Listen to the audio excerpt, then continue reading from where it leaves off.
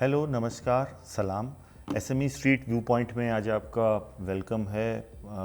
आज का जो पॉडकास्ट है वो काफ़ी इंटरेस्टिंग हो रहा है for businesses, for Indian MSMEs, for Indian entrepreneurs who are interested in expanding their horizon। और इस पॉडकास्ट में हमारे साथ में आज आ रही हैं मिस एमी कॉस्पर, जो कि Colorado based, US Colorado based एक एंटरप्रेन्योर हैं। और इसके साथ साथ she is an writer, editor and a very profound speaker. और उस basically entrepreneur motivation, entrepreneurship development के ऊपर इन्होंने काफ़ी अपना टाइम दिया है, काफ़ी इंटरेक्शंस करे हैं, पब्लिक इंटरेक्शंस किए हैं, पब्लिक स्पीकिंग करी है। और आज आप एक ऑर्गेनाइजेशन है बिज़ी, जिसके साथ में एसोसिएटेड हैं, और इन्होंने एक बुक अभी रिलीज़ करी है हाल में, around the ultimate guide to startup success. तो इस बुक में इन्होंने स्टार्टअप्स और बिज़नेस ओनर्स को फोकस करके उन चैलेंजेस पे काम किया है, उन चैलेंजेस को एक्सप्लेन किया है जिनको नॉर्मली बिज़नेस ओनर्स जिनसे आके स्ट्रगल करते हैं। और इनकी बुक की और इनकी वर्क की ख़ास बात ये है कि she talks about something which should not be done. और जैसा खुद मिस कॉस्पर कहती हैं कि वो अपने फेलियर्स को एक्सप्लेन करती हैं अपने ऑडियंस, अपने बिजनेस ओनर्स, अपने उन नेटवर्क्स में जिसमें कि एंटरप्रेन्योर्स, एस्पायरिंग एंटरप्रेन्योर्स आते हैं। तो उन फेलियर्स को शेयर करने से वो ये कम्युनिकेट करती हैं कि क्या चीज़ नहीं करनी चाहिए अपनी अपनी रिस्पेक्टिव बिजनेस जर्नी में। और मेरे ख्याल से वो एक काफ़ी इम्पॉर्टेंट लेसन हो सकता है। आज हम इस पॉडकास्ट में अभी देखेंगे, अभी समझेंगे कि क्या हमें इससे कितना इंसाइटफुल इंफॉर्मेशन मिल रहा है। आई एम श्योर कि बिज़नेस ओनर्स इंडिया में जिस पॉइंट पे हैं वहाँ अपॉर्चुनिटीज़ ह्यूज हैं। At the same time they have to be careful on moving ahead, careful, as well as they should be planned. They should have well planned approach towards their business journey. So let's move to the podcast and hear from Ms. Amy Cosper. So thank you so much, Amy, and thank you so much, SME Street audience. So we have today with us Ms. Amy Cosper. Cosper, yes. So we have Ms. Amy Cosper, who is an author and basically a very renowned journalist, former Entrepreneur magazine's editor-in-chief. And she has written a book recently on, which is actually an ultimate guide to startup success. So thank you so much, Amy, for giving time to SME Street. And with this, I would like to hear from you from the perspective of startup ecosystem, about how the startup ecosystem is evolving in the United States, and how do you look at the potential, especially, in today's scenario when the world is, becoming accessible for most of the people, and how startups are getting more dynamic and more aggressive. Data is getting, more valuable. How do you look at this evolution? Wow, that is a long question, Faze. No, I'm very glad you asked that. So, like we were talking a little bit a while ago, Faze, right now in the United States, we see about 5 million new business formations every single year. That is enormous. That is enormous number of startups. Most of them, as you know, fail. Like 80% of startups fail. But in this country, very much like in India, it is a constant cycle of creativity and innovation. So even though a lot of startups fail, they start again, right? That's just part of the entrepreneurial spirit that we have in this country. And also, it's a similarity to what you see in parts of India as well. And what you just said at the end of that very long question phase is, markets and opportunities have never been more accessible than they are right now in this moment in time. You can access markets, anywhere. You can access data. You've got AI, and the beautiful thing about entrepreneurship is that entrepreneurs see things that other people do not see.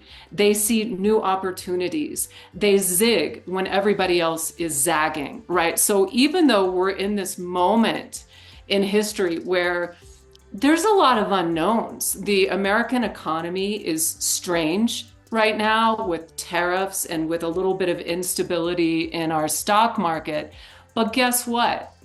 Those are the moments in time when new opportunities present themselves. And entrepreneurs know that, and they go out and they see things and they start things and they disrupt known business models. So, for any entrepreneur around the world, like you and I both know that now is the time. There's never been a better time to start something, right? Kick tires on, just start, right? Don't overthink, just start, right?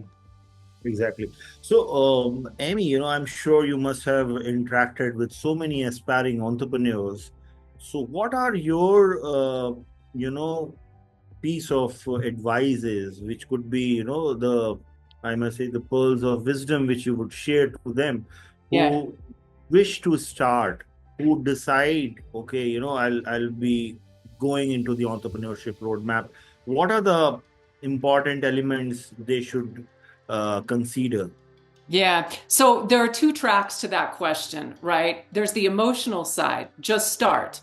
Do not take no for an answer to a certain point.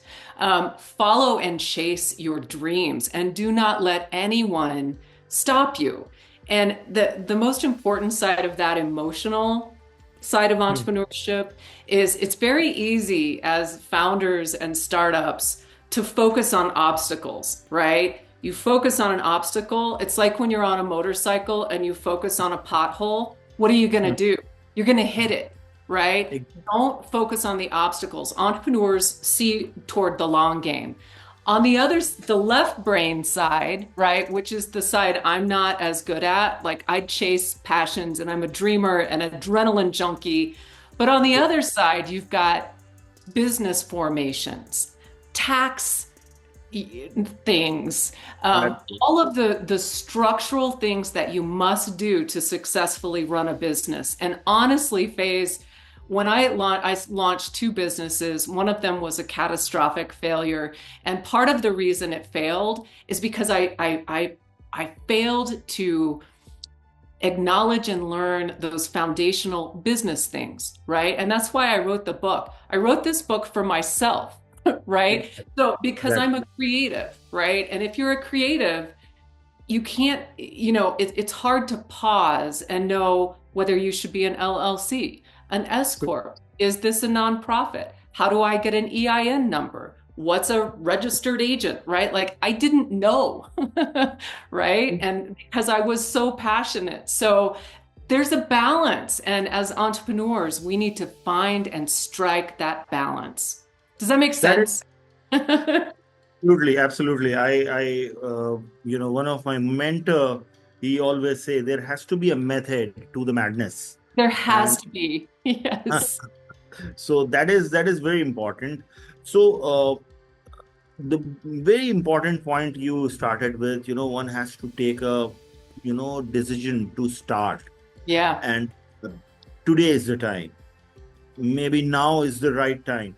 So when you actually interact with somebody who is already into business and getting stuck somewhere, what are your observations? What you can probably how you motivate him or her in order to give a kind of jump start? Because in the SME and the MSME domain, we have seen a lot of entrepreneurs slightly getting stuck in the midway path when not growing, when they don't find, business motivating enough for them to thrive.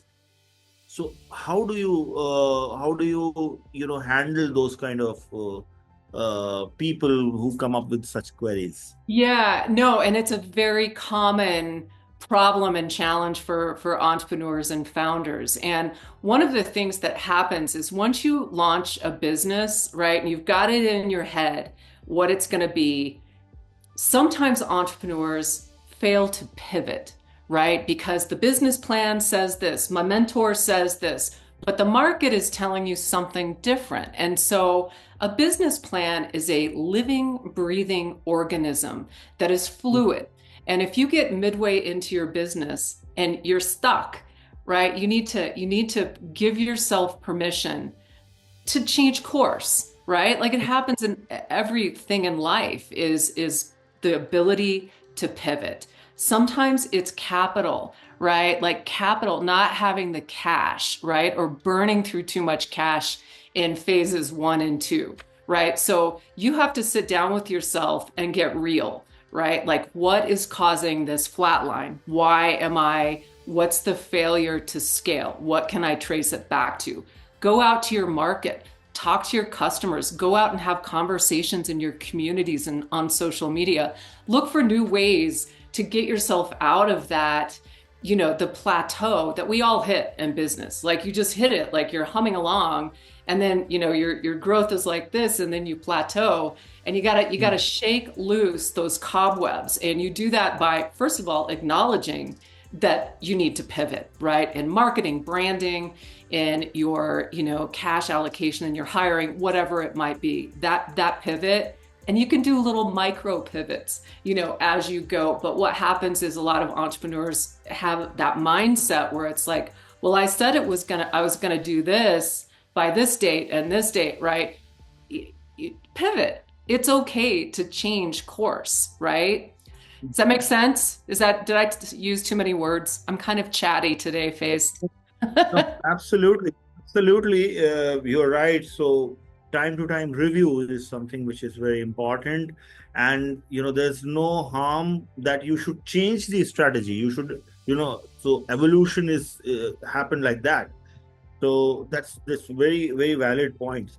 One thing which I say, Amy, to you is uh, it is more of an experience which needs to be shared as a knowledge, or do you like that, I mean, experience which is not success for an entrepreneur, you call it a failure, what which could be a failure for the entrepreneur himself, because he has set certain goals which Yeah. somehow not are not being achieved.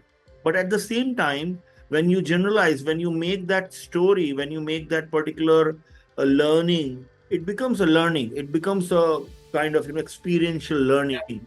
So do you see that level of knowledge people are consuming, people are getting attracted towards, those who are aspiring entrepreneur, or people are more interested or inclined towards knowledge which they find, they can get motivated, or they some opportunities which they can pursue, some hand holding, support tips which can be from government schemes or programs where SMEs or businesses can probably expand. Is it the learning from some kind of failures of some entrepreneur, or these kind of things? It's a combination, I think, and, having failed a lot in my life, you cannot let the fear of failure hold you back, right? And it's much more important to have an experience of some kind and potentially fail than to never have that experience at all. I mean, it's all about learning. And if you go and, sometimes when I'm have writer's block, or I'm not, I've got some kind of creative thing. One of the things that I do and that I advise other entrepreneurs to is to go and read about entrepreneurs who have failed, right? And the failure is inspiring for some reason, right? Like if you look at Alexis Ohanian, right? Like Alexis Ohanian founded Reddit, right? He's not a part of it anymore, but he founded it. That guy had so many failures before Reddit was launched. And what he found, even though he kept failing, he was like, I'm never going to get funding. What he learned is that those experiences in failure, that's what got him the funding for Reddit, right? Because VCs are interested in people, and people are made up of their experiences, right? So when you're looking for deal flow or, investors, the ability to say that you've taken the risk and done these things and maybe failed is far more valuable than saying, oh, I had this idea but never did anything with it. And so, like it's a blend, right? Like do the experiences, learn from other people, but for sure, do not let fear slow you down, right? Because on the other side of your fear is your success, right? Just ask Alexis Ohanian, ask, Steve Jobs. So Absolutely. So, I mean, I'll just share one thing about the Indian landscape of entrepreneurship, which I have shared in the previous conversation, which we had. Um, so Indian landscape of entrepreneurship is quite diverse and quite varied. So we have one B school graduates because India is so big, and we have, we are so many in numbers. Uh, so there is a substantial amount of entrepreneurs or startups, which are quite similar to what you see in US. So these are business graduates, people who are educated and academically equipped to understand the basics of the business. On the contrary, we also have a very strong base of entrepreneurs who are doers, who are people who learn things while doing. And these people who often innovate also. It is not that the organized academically sound people doesn't innovate, they innovate as well, but majority of their innovation also comes from observing what is happening in this unorganized sector, what is happening in this unstructured landscape. So that's the variety, that's the combination which I personally see. Having said that, in US, how do you look at the landscape of entrepreneurs? And that is, obviously, how do you see evolution is coming up? Is it like the government's schemes or state government's motivation towards job creators, towards initiatives which could be startups, successful startups, a strong network of VCs, or is it like their entrepreneurs, their own focus or their own willingness to embark into this particular journey? It's so that we are very much set up like you just explained, India. You've got extreme deal flow, venture capital backed startups, ecosystems, right? Silicon Valley, Austin, Texas, kind of the tech hubs.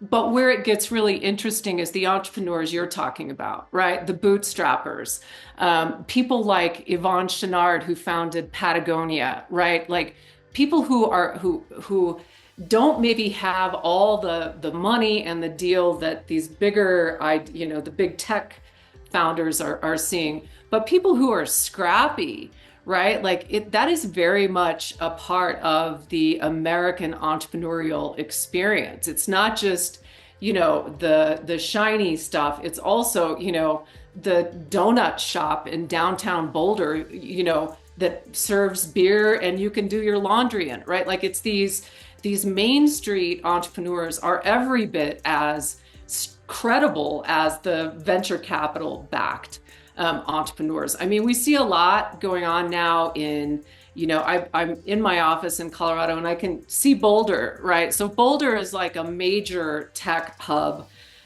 in this country. I mean, it's where Brad Feld is. It's like where all the tech stars, startups are.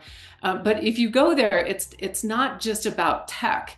It's about reimagining different industries, retail, online commerce, e-commerce, different platforms, right? Like it's almost like a coming together of the bootstrapped entrepreneur and those enabling technologies that are changing how you can disrupt and how you can discover new areas of business and thinking. I mean, we're at a really cool moment in history, I think, Faze. But it's the same here. You've got technology, VC, lots of money. You've got bootstrappy, scrappy Main Street entrepreneurs. It's the same. It's always been the same. Absolutely.